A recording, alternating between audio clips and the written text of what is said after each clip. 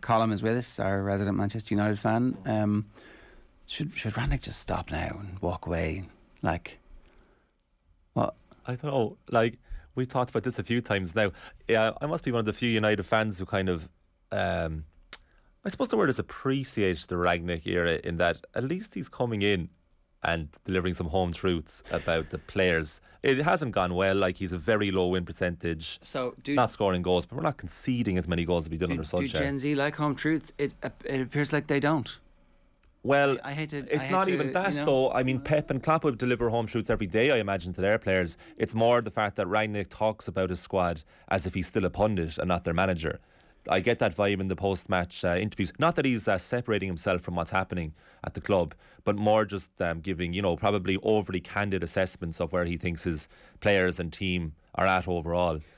But I really actually like him. But the problem is I don't think the players do, or they don't buy into his methodology. And I think the Everton game, despite it being a close scoreline, was, I would say, maybe the nadir of the Rangnick era. I'm trying to think at the top of my head if there was anything worse than that. There was the 1-0 defeat at home to Wolves start of the year. Do you pine for Ole Gunnar Solskjaer now, thinking? Absolutely not. And I heard, was that you said it to Owen yesterday? Oh yeah, you were saying to Owen yesterday, I was in the box there and I was waving to you frantically, thinking, what do you mean? You were like, did we underrate Solskjaer? Owen immediately agreed. Well, it's just that Aston Villa and Arsenal fan, I suppose. Makes sense. Would it be as bad now? Could it be any worse? Yeah, well, do you see the scorelines at the end of the Solskjaer tenure? I mean, the one thing you can't argue with Rangnick is that we're not getting beaten 4 or 5. But we're not attacking as well, and we're not scoring goals freely. But I think the Everton game was the first time we didn't score under Rangnick. But the problem is that United are scoring 1 to 2 goals a game at best. 2. If we scored 3, it's a big deal. And the players just don't really seem to buy into it. There's like a lethargy there. There's kind of a testimonial feel to the way we go about business. And then you see someone as talented as Jadon Sancho, who finally played on the right wing against Everton, which a lot of fans were pining for. Was pretty much anonymous, and then switched to the left and was slightly better, where he has played a lot of good football as well. I said to yourself and Owen, geez, it must have been 6 weeks ago now, where it kind of feels like the last few weeks of the leaving cert, and there's a real purgatory sense now that we're waiting for this possible confirmation of Erik Ten Hag, or maybe not. Daniel Harris is with us. Good morning to you, Daniel. How are you? I'm good, thanks. How are you?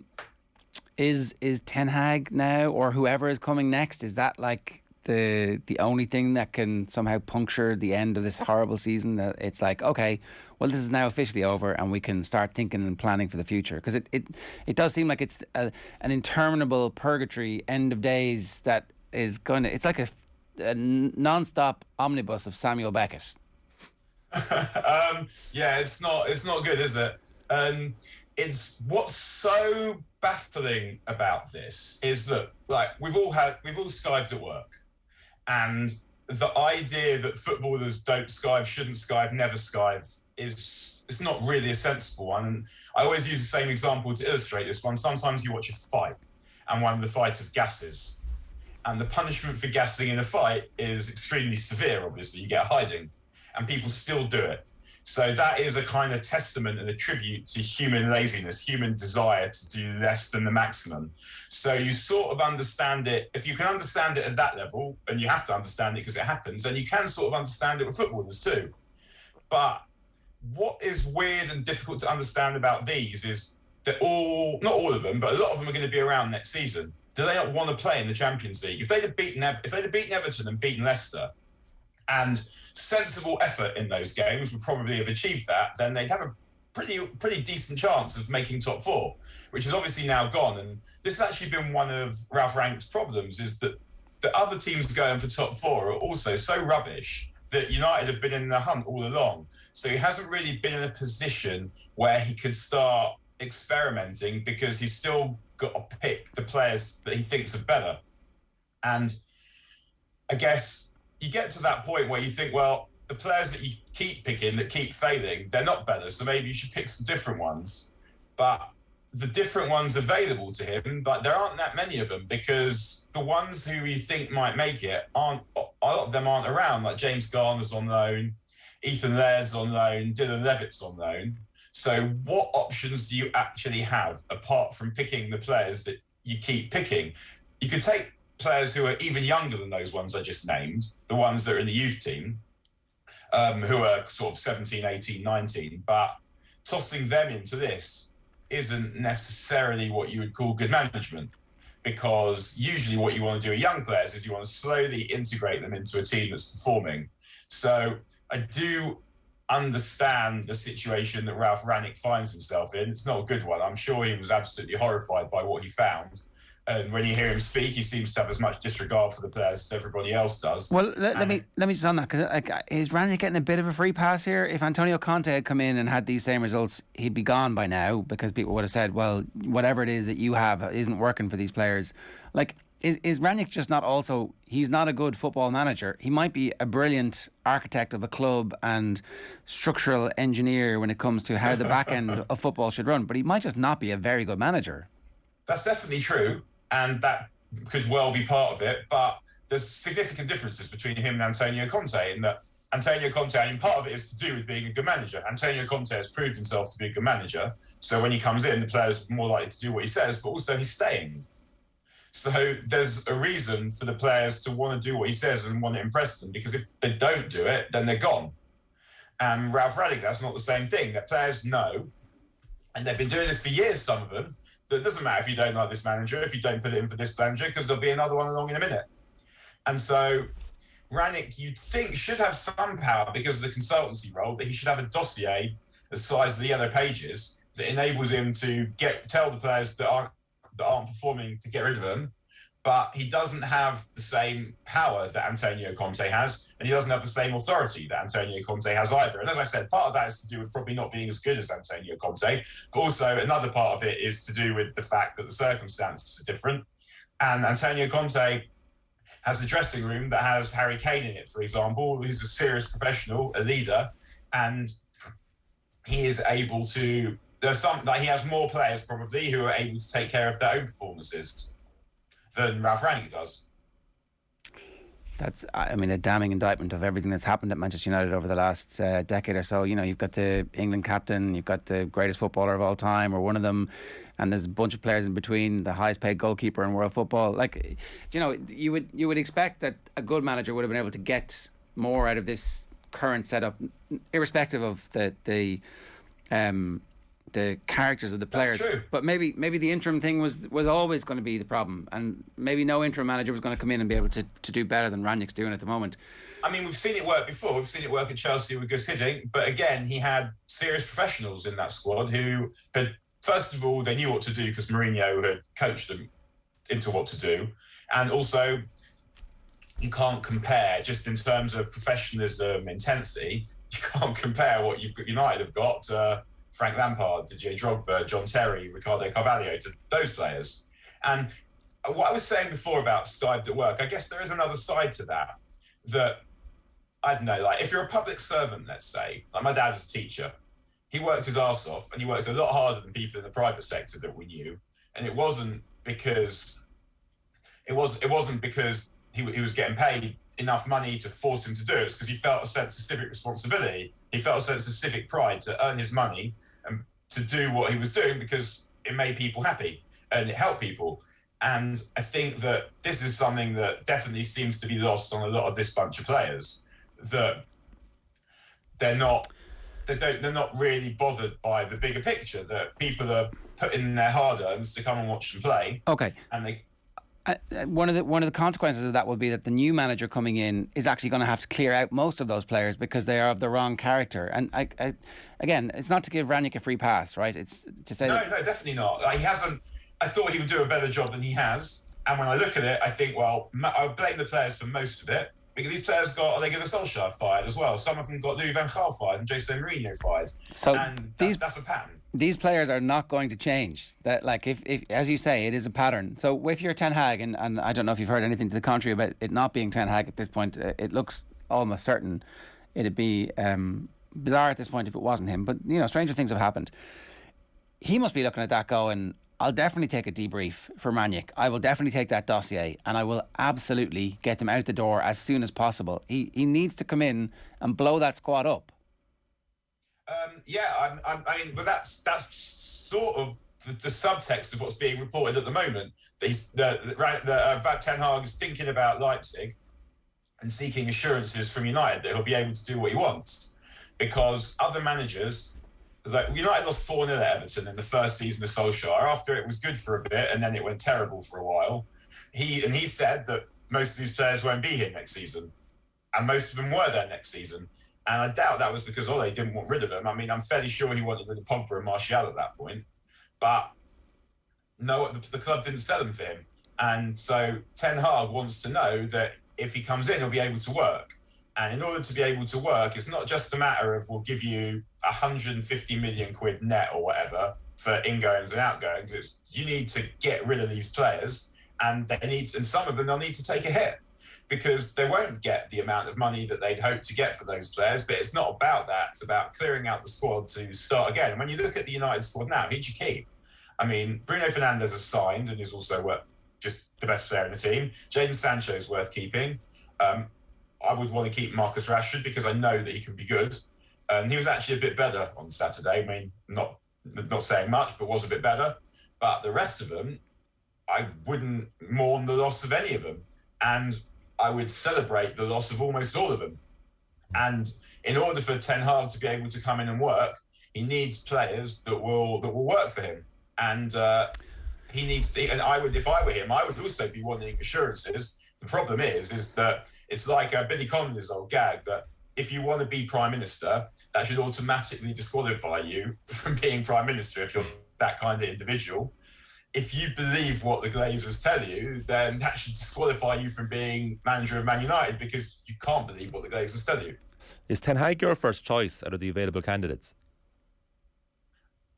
I would say that anyone that purports to know the correct answer to this and be absolutely certain about this is someone to whom it's not worth listening about this, or it probably. Well, your first choice, your preference. I don't know. I can make a case for Ten Hag. I can make a case for Pochettino. I can make a case against Ten Hag, and I can make a case against Pochettino. And I don't know what the answer is. It might be that both of them are good enough. It might be that neither of them are good enough. You're competing against the two best managers. I mean, in the first instance, you're just competing against the idiots in the squad before we even think about who the other teams are. But ultimately, you're trying to compete against Guardiola and Klopp, who are the best managers of this generation, who already have excellent settled squads. And it may be that there's no one in the world that can build a squad to challenge, because those two blokes are the best. And they also have teams that are ready, and Guardiola also has state wealth behind him. That is a lot to compete against. So if it turns out that neither of these two lads can do it, then that would not be altogether surprising. But to be able to think that you're in a position to say definitively, this one will do it and that one will not, there just isn't enough available evidence for that to be the case. So, I mean, I can say that I guess I find Ten Hag more interesting because he feels more like a coming man. We also just know less about him. And so I'm more interested in seeing maybe he can get to that level. Pochettino, I know, is excellent, and he has the charisma, a version of the charisma, not the same charisma, but every manager post-war who's had any success at United whatsoever, or got even proximate to success really, has had charisma. So obviously Ferguson and Busby had it, but Ron Atkinson had it and Dave Sexton didn't. Tommy Docherty had it and David Moyes didn't. Louis van Gaal and Jose Mourinho had it, and Ole Gunnar Solskjaer didn't have it. So I know that Pochettino has that. Ten Hag, it's not clear that he does, although when you read about him, his players seem to love him, and maybe that's enough, and maybe the football itself could be that charisma. Yeah, I prefer the like. Look, I get the point that you're making, is that all of the best managers in the world seem to have that charisma, and I wonder if that charisma though comes, if it's chicken and egg, that they start to get successful and they're like, actually, I can now be somebody here, as opposed to charisma defining their success. You look at someone like Jurgen Klopp, or you look at Alex Ferguson, you see him interviewed, and it comes through the screen. Like those guys didn't get charisma because they were good at football management. Their whole football management is based on their charisma. Guardiola's is more like that. That if he was just someone you met in the street, it wouldn't be obvious that he was a footballing savant that could change players' careers and think about the game in a different way to everybody else. I think Guardiola's charisma or his ability to get the players to do what he wants comes from the fact that they know that he'll make them a better player. Well, and look, I definitely accept that that's important. The most important thing, though, is buying the right players and getting the right players through and coaching them well. To go back to Conte for a moment, right? We obviously keep a very close eye on the career of Matt Doherty. He's one of our best and most important players, and he was out the door, it looked like, at Spurs. Certainly the last two managers had not found a use for him at right wing back, which is his best position. Conte came in and took a while to get him in the team, but when he got in the team, he started playing his best football and he gave him confidence.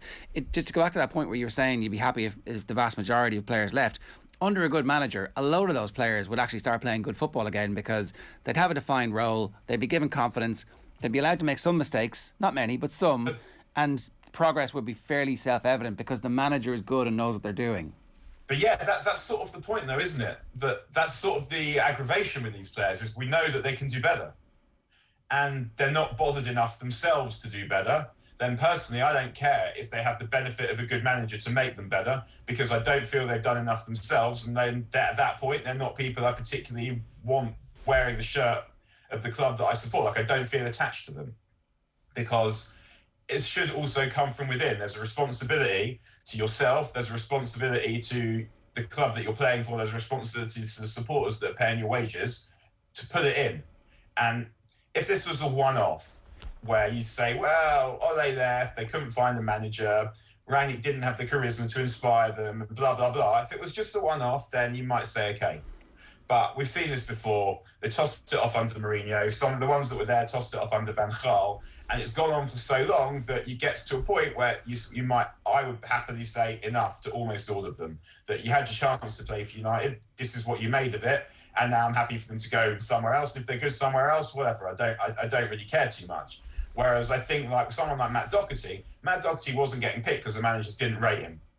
It wasn't a matter of Matt Doherty can't be asked. Matt Doherty is regularly playing in a team that is getting badly beaten by crap teams, by crap opponents. And you're seeing it again and again and again, that there's a lack of effort, there's a lack of intensity, there's a lack of personality, there's a lack of commitment, there's a lack of ability to do the basics. People aren't really saying that about Matt Doherty. No. In the way that, and that is exactly what we're all saying about this United squad. And so I understand the comparison, but I don't think it's an exact one. And I'm absolutely certain that a great manager could come in and get more out of these players, but that doesn't mean I'm forgetting that these players have tossed it off yet again. And for that reason, I think that the privilege of playing for Man United is not one that I would happily bestow on them again under a different manager. Okay, the fixture list is a mixture of good and bad between now and the end of the season. What's realistic in terms of what you think is going to happen? Where will they finish? Would it actually be better for them to finish out of the Europa League? Does it matter if or is it better if they are in the Europa League so that there's something to aim for from a cup perspective next season? What's your... I think financially it's worth being in the Europa League. I'm sure the board will want them to be in the Europa League. What you then do when you're in it, different question. Maybe you just play the youth team. Like the early stages of the Europa League is some of the most depressing football you'll see. However, for people that travel away, definitely, whilst they might appreciate a fallow year, an opportunity, like if you're watching United in Europe, then you just want to go and have times in Europe with your mates, and you might, especially if you're in a conference league, you're getting some places you've never even heard of, never mind places that you've never been before. So there's also there's also, I think we might have talked about this recently, that I remember the first season of Van Gaal, United weren't in Europe, and then they got knocked out by MK Dons in the first round of the League Cup. And there was almost no football in the first half of the season. So I guess as a supporter, although watching United now feels like a punishment, it's quite depressing if you're used to playing twice a week, that suddenly there's half the football to enjoy. But that might be good for Ten Hag because it means, or Pochettino, that means you've got a lot more time on the training pitch to actually drill what you want your team to do because you're not constantly preparing for a game. So I guess if you're asking me, I'd probably reluctantly take Europa League because ultimately I like watching United play. But Conference League, I guess at that point you wouldn't send any of your players to try and play in the Conference League. I mean, that would be, it's just an embarrassment being in that, really, for a team, not for everyone, but for a team of United's stature, for a team of the quality that United have. It's just like shame on the players. So I think I would make them play every game. That's it. You're right. It's shame on you, and that's why you are going, and you're going to play every single minute of every game. I'm not using any of my 5 subs, and you got us into this mess. Get us out of it. It's hard, though. Before the Everton game, I was thinking, because you say, like, what do I think will happen? Before that Everton game, I was just thinking, if you're Everton, United at home is the game you want, and that says it all. I mean, that should be humiliating for those players, but United at home. Norwich is the weekend. They're going to beat Norwich, right? We can say with confidence they're going to beat Norwich. They're on a good run. They're on a good run of one. Yeah. They beat Burnley. They did. United beat Burnley. Yeah. I don't know. Okay. And the problem, as I said, is that it's not like what you would want at this point. I think most supporters are saying, well, play the young players. And I think the problem is that there aren't that many young players to play because the good ones are just a little bit young. The under-23s, Elanga's played and he went off the boil. It feels like if Rangnick thought that Hannibal Mabry was good enough, he would have played him. Playing by now. Oh, look, you want to be the one that gives the caps, and you want to be Peter Taylor to David Beckham. He played Elanga. He kept picking Elanga, and because he obviously thought Elanga was up to it, he presumably doesn't think that about Hannibal, and so he was on the bench at Everton, but he brought on Mata. We got to go. But yeah, another manager who is giving Juan Mata game time at Manchester United. 4 managers later than we thought it would be, but that's the way it goes. Daniel, good stuff. Thanks a million. See you again, everyone. Have a good day. Daniel Harris giving us his thoughts there.